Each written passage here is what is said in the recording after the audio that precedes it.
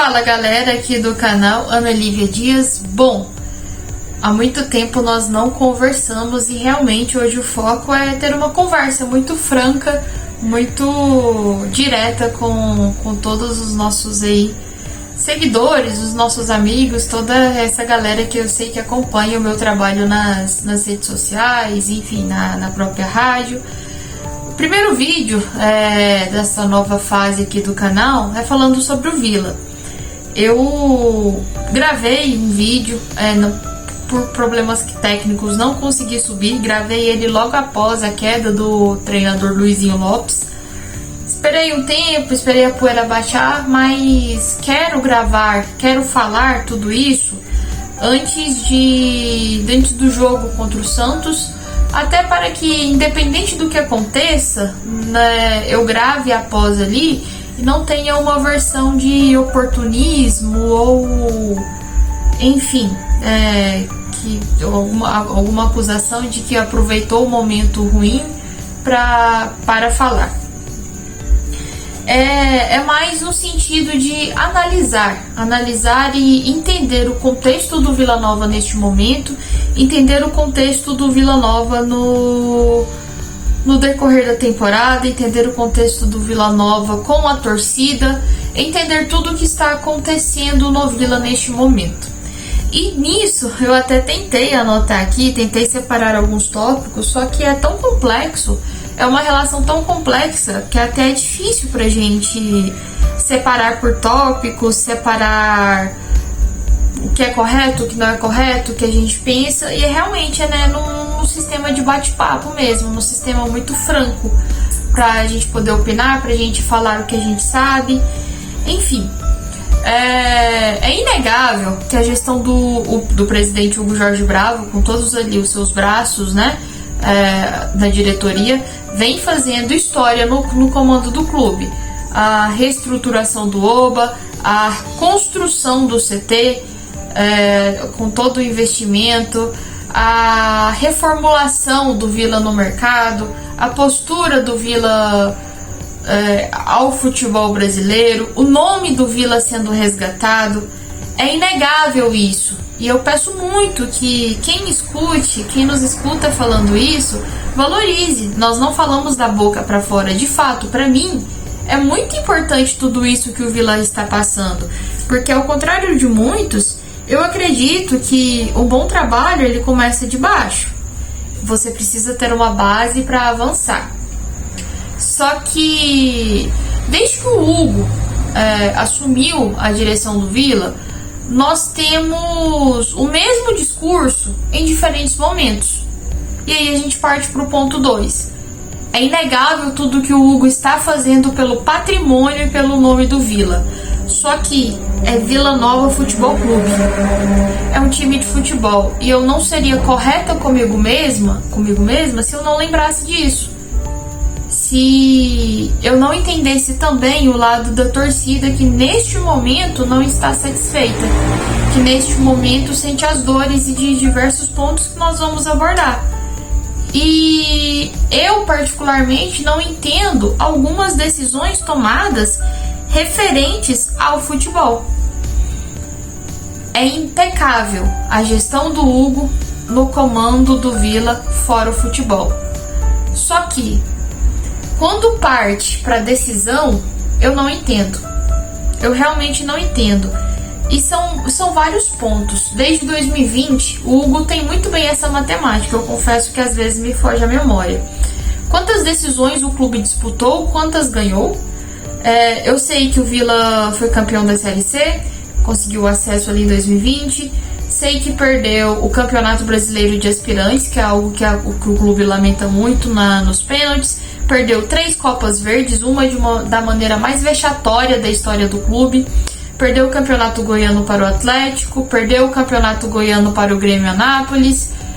Enfim, a impressão que passa é que no futebol o Vila ainda não conseguiu vestir a camisa do povo, a camisa aguerrido, o time guerreiro, nas decisões. Nas decisões está faltando esse pulso, está faltando essa gana, e aí a gente vem em um ciclo de crises. As decisões que deveriam ser comemoradas geram crises ao próprio Vila Nova. E isso é algo que eu não consigo entender. Não consigo entender de forma alguma. Eu queria saber o que acontece. O que aconteceu em todas essas decisões. Não é possível. É muito azar para um time só perder tantos jogos importantes na reta final. Perder para um ABC rebaixado. E aí é difícil, é ruim ficar citando sempre ABC, 25 de novembro, mas eu acho que aquele dia marcou a história do Vila para sempre. 25 de 11 de 2023. Marcou. O Vila estava na Série A. O Vila, com as próprias mãos, perdeu a chance de disputar acesso para a Série A. E agora, recente, o Hugo concede entrevista falando que talvez o Vila não estivesse pronto para disputar uma Série A. Que agora sim, o Vila tem uma estrutura de Série A. Mas, em muitos momentos, algumas cargas nós não estamos prontas para recebê-las, mas nós recebemos. E aí a gente luta com todas as nossas forças para honrar essa carga. Creio que ali foi o início de um declínio ou de um problema para o Vila. O Vila recebeu de brinde nas mãos a oportunidade dos sonhos e dispersou. A partir deste momento, o ano de 2025 foi crise sobre crise. E você vai falar, chegou o Campeonato Goiano, chegou a Copa Verde. Qual foi o resultado de tudo isso? O Vila perde a final para o Atlético. O Vila é humilhado na Copa Verde. De uma maneira impressionante, contrata o técnico Luizinho Lopes. E aí a gente dá o braço a torcer. Foi um técnico muito questionado, muito. Só que ele vestiu a camisa do clube, vestiu a camisa da torcida. Ele comprou o espírito vilanovense.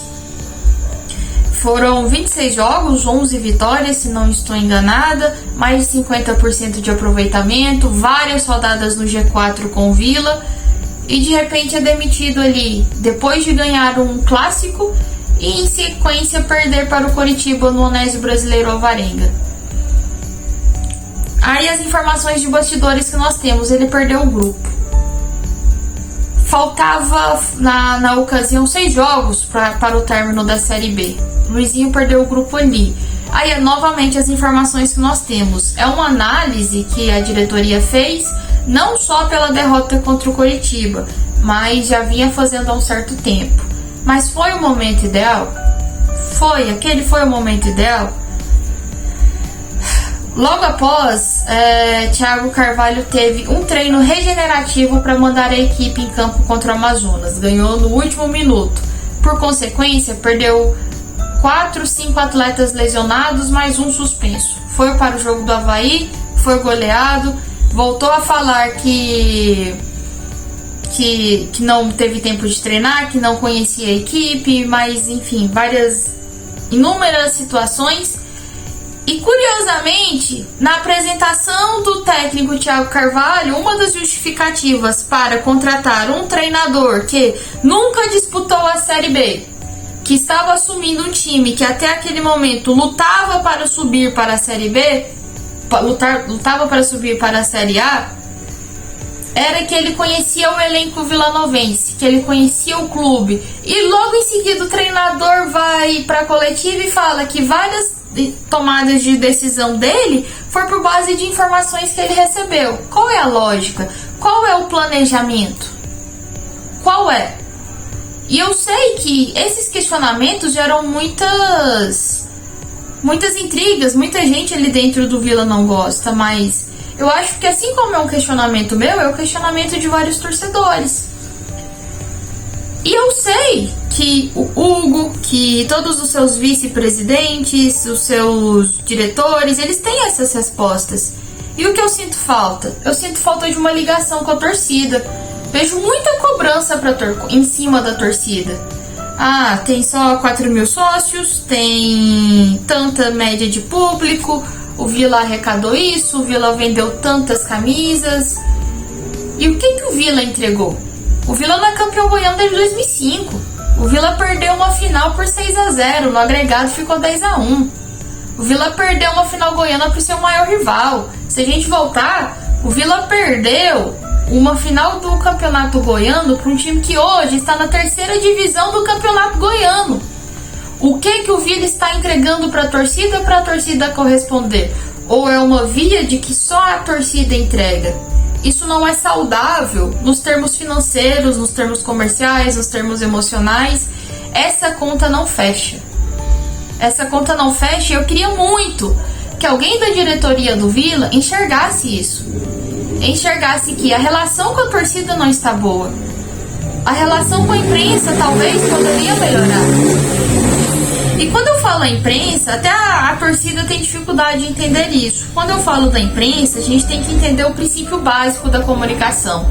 O que liga o Vila, o que liga o clube, a torcida é a imprensa. É onde vai ter as informações, é onde vai ter aquele elo de comunicação. Como está essa comunicação com a torcida? É pelas redes sociais? É pela imprensa? Como? Qual é o acesso? São pontos assim que ultimamente eu venho questionando. Eu sei que o Vila evoluiu muito, mas creio que está na hora também de dar um passo além, de olhar para o futebol com carinho, de olhar para as relações com carinho, de olhar para a própria torcida com carinho, de entender que realmente aquele grupo que comanda o Vila hoje é muito forte internamente. Ele resiliente, fez grandes coisas, mas que talvez não agregar mais gente, mas ele poderia ser mais aberto a escutar. Ele poderia entender de fato algumas situações. E eu sei que alguns pontos que são levantados é o mercado inflacionado. Concordo plenamente, o mercado está muito inflacionado. O futebol hoje é caro. O Vila não é um time, por tudo isso que a gente citou, bem abastado financeiramente. Mas a gente vai ficar eternamente nessa roda. O Vila não tem dinheiro, o Vila monta times medianos para ruim, e aí a torcida tem que se contentar com pouco, tem que passar um vexame aqui e outro ali, e assim vai eternamente. É esse o fim? Porque muitas vezes o discurso parece que não tem solução. É só problemas. E quais são as soluções? O que está sendo feito para mudar esse patamar? Óbvio, sem dúvida, concordo. As obras patrimoniais é um grande passo para isso, mas só elas não bastam. O que mais, além disso, está sendo feito? O que nós podemos esperar? O que a torcida pode esperar do Vila para 2025? Talvez essas respostas estejam faltando. Talvez essa ligação esteja faltando. E é o nosso papel falar, gostando ou não. Esse é um vídeo que eu quis gravar antes da partida contra o Santos, independente do resultado, Vila ganhando ou não. Senti que era o momento. Bom, se você gostou, curta, compartilhe, se inscreva no canal que vamos manter uma média de publicações semanais. Falou? Até daqui a pouco.